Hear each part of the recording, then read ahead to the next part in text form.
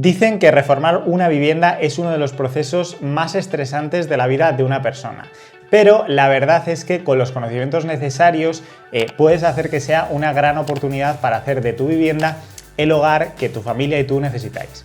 Si vas a pasar por este proceso, vas a dedicar mucho dinero, esfuerzo y energía en ello, así que créeme que te conviene estar muy bien preparado porque vas a conseguir pues, un mejor resultado con un proceso que incluso disfrutes y además ahorrando dinero.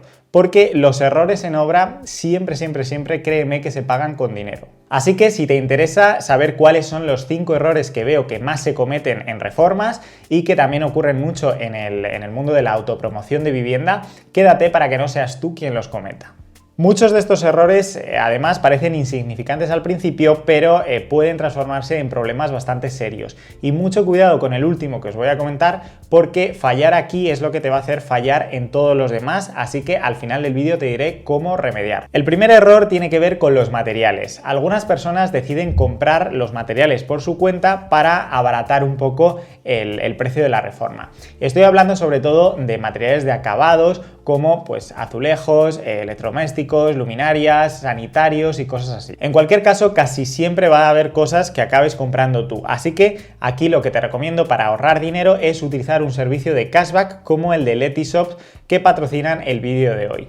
Por ejemplo, si vas a comprar una luminaria como esta o alguna como estas otras, pues entrando a la web de AliExpress desde Letyshops o con la extensión instalada vas a recuperar hasta un 25% en forma de cashback. Os lo cuento con AliExpress porque justo acaba de ser su promo del 11 del 11, que es la mayor promo del año, y podéis encontraros con descuentos de hasta el 70% y llevaros además ese cashback por las compras que realicéis, pues que podéis retirar directamente a vuestra cuenta bancaria o PayPal. Pero de todas maneras, si entráis en la página de Letyshops, vais a encontrar todas las marcas, que son infinitas, que tienen que ver con el sector del hogar y de las reformas, pues como por ejemplo Bauhaus, Brico Dépôt, Philips, Banac, Bosch, etc. El servicio es gratuito y muy fácil de usar. Simplemente accedes a la tienda a través de Letyshops y haces tus compras como harías normalmente. Y además muy atentos porque por cada 10 euros de compra recibiréis un ticket para un sorteazo que están haciendo donde podrás ganar una maleta con 10.000 euros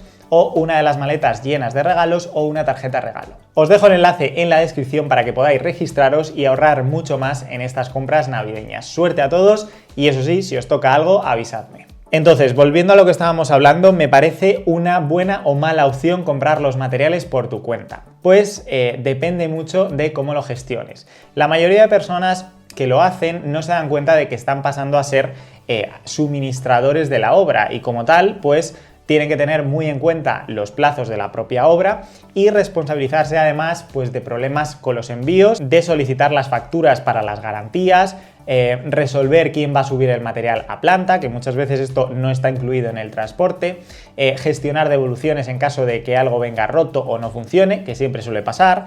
Al final es mucho más que simplemente comprar los materiales. Pero es verdad que si lo haces teniendo en cuenta todo esto que te acabo de contar, pues puede suponerte algo de ahorro y sobre todo darte más libertad de elección porque puedes comprar en cualquier proveedor. Muchas veces el constructor cuenta con unos proveedores y tienes opciones un poco más limitadas en ese sentido, pero por otra parte, al ser una relación comercial más establecida, pues puede tener también sus ventajas. El segundo error, y es uno de los más comunes, es no tener un presupuesto detallado.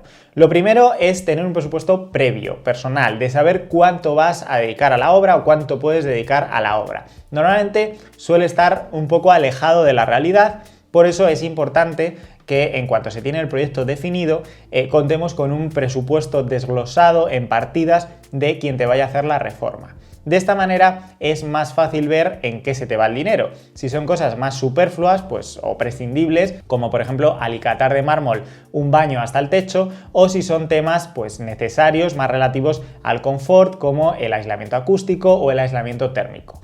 Además, siempre hay que tener un pequeño margen, pues de en torno a un 10% al menos para imprevistos que siempre pueden ocurrir. Por ejemplo, Imaginaos que se ha previsto colocar un suelo encima de otro existente, pero se ve en obra que no está lo suficientemente nivelado. Entonces te toca o nivelar encima o muy probablemente levantar el pavimento que hay, echar un autonivelante y después colocar el nuevo suelo. Cuanto mejor asesorado vayas desde el principio, pues más vas a reducir la posibilidad de este tipo de imprevistos. Pero aún así siempre hay cosas imposibles de prever en una obra con antelación. Y cuanto más grande es la obra, pues más aún. El presupuesto es importante porque, por ejemplo, hay gente que se emociona al empezar la obra y empieza, por ejemplo, a contratar la cocina, ¿no? Que por tiempos no va mal porque la tienen que ir fabricando pues mientras se hacen demoliciones, albañilería, instalaciones, aunque lo suyo es contratarla con albañilería hecha, pues porque al final tienen que venir a medir el hueco exacto. El problema es que al ser de las primeras cosas que se contratan, pues hay quienes eligen una cocina de un presupuesto superior al que deberían y al final acaban teniendo que recortar de otras cosas importantes por no tener una planificación previa hecha. El tercer error, yo diría pecado capital al hacer una reforma, es cambiar el diseño a mitad de obra. Este, lamentablemente, es muy frecuente. Estoy hablando de que de repente el cliente dice, pues ahora que lo veo, que quiero que el baño sea un poco más ancho, o que esta puerta, ¿por qué no la ponemos más a la derecha? O ¿podríamos sacar de repente un aseo extra? Pues este tipo de cosas suponen un auténtico quebradero de cabeza para todo el mundo en la obra y lo que suele pasar habitualmente es que no se dejan las cosas claras desde un principio. A veces el constructor pues asume ciertas cosas, no avisa de que eso evidentemente supone un cambio en los plazos, normalmente retrasos, que no sé por qué el cliente no lo asume también como lógico, además del sobrecoste que esto tenga, y empiezan los malentendidos. Lo ideal para evitar esto es tener un técnico que haya redactado un proyecto totalmente definido y consensuado con el cliente, que no nos olvidemos que el cliente es el promotor de la obra. Eso sí, no digo que no haya alguna vez que sí que sea recomendable hacer un cambio, pues porque ocurra algo puntualmente que trastoque los planes. Por ejemplo, puede ocurrir que haya un material muy concreto, muy especial, que solo lo tenga un proveedor y que este te falle pues, por plazos o por fabricación o por lo que sea. Y la mejor solución pues no es simplemente cambiar ese material por otro, sino que si cambias ese material pues ya tienes que retocar un poco el diseño pues para que todo tenga sentido. Pues este tipo de cosas son normales que pueden pasar en una obra. Tampoco estoy hablando de lo que se conoce como el replanteo de obra. Esto ocurre una vez que se hace la demolición, pues que entonces conviene ver que todo cuadra según plano. O si hay que mover algún tabique, pues porque de repente se cuente con un poquito más de espacio o con un poco menos de espacio que aparece en planos. Puede ocurrir que detrás de algún muro, de algún tabique, aparezca algún shunt, algún hueco de ventilación de repente que no era posible verlo con antelación. Yo por esto siempre hago una medición previa muy exhaustiva del espacio para evitar en la medida de lo posible al máximo estos cambios, pero aún así siempre hay que replantear en obra. El cuarto error es olvidarse totalmente de que hay que pedir permisos y licencias. Como os decía antes, el cliente es el promotor y como tal, según la LOE, la Ley de Ordenación de la Edificación, es el responsable de tener titularidad, lo primero sobre el inmueble o sobre el solar sobre el que se va a actuar, y también de gestionar y obtener las licencias o las autorizaciones necesarias. El desconocimiento de esto, como en toda ley, no te exime de su cumplimiento, pero sin embargo sí que vemos que muchas veces se llevan a cabo obras sin los permisos necesarios. Y ojo, porque si pasa algo, el responsable al final vas a ser tú, da igual lo que te haya dicho el constructor o el albañil que hayas contratado. Y con esto llegamos al quinto error, que para mí es la clave de todo y se trata de no contratar a los profesionales adecuados. El primero al que debes de contratar pues es el arquitecto o al técnico que te va a redactar el proyecto, pero mucho cuidado porque si fallas aquí te caes con todo el equipo.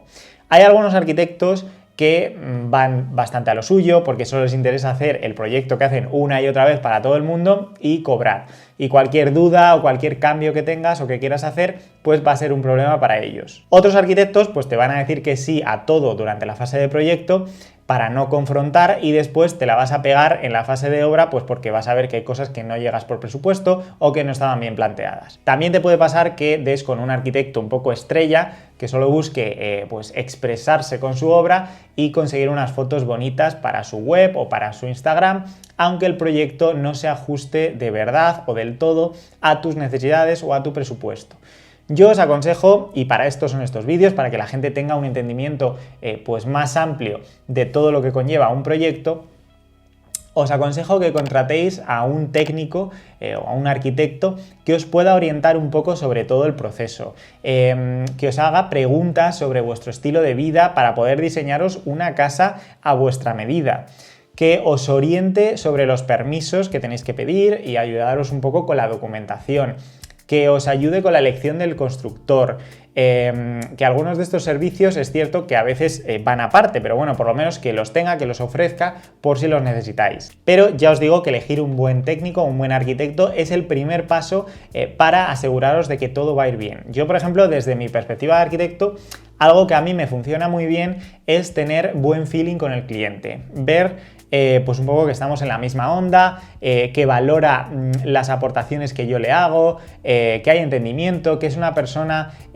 con la que se puede dialogar y sobre todo que se deja asesorar. El equipo arquitecto-cliente es muy importante para que todo vaya bien y no se cometan ninguno de los errores que he comentado en el vídeo de hoy. También quiero decir que hay clientes que se piensan que como ellos te pagan o te contratan, tienes que hacer todo lo que ellos dicen, y no es así. Tú estás para asesorar al cliente y para decirle, cuidado que aquí te la vas a pegar. Un buen arquitecto, a mi juicio, te va a asesorar sobre el permiso que tienes que solicitar, la documentación a presentar, las tasas que tienes que abonar, te hará un diseño que ya haya tenido en cuenta todas tus necesidades, los condicionantes del espacio, tu presupuesto, etc. Hasta aquí el vídeo de hoy. Si esta información te ha resultado útil, no olvides suscribirte y darle un like para que más personas eviten cometer estos errores tan comunes, y déjame en comentarios si alguna vez cometiste alguno de ellos o si tienes algún consejo extra para compartir. Nos vemos como siempre en el próximo vídeo.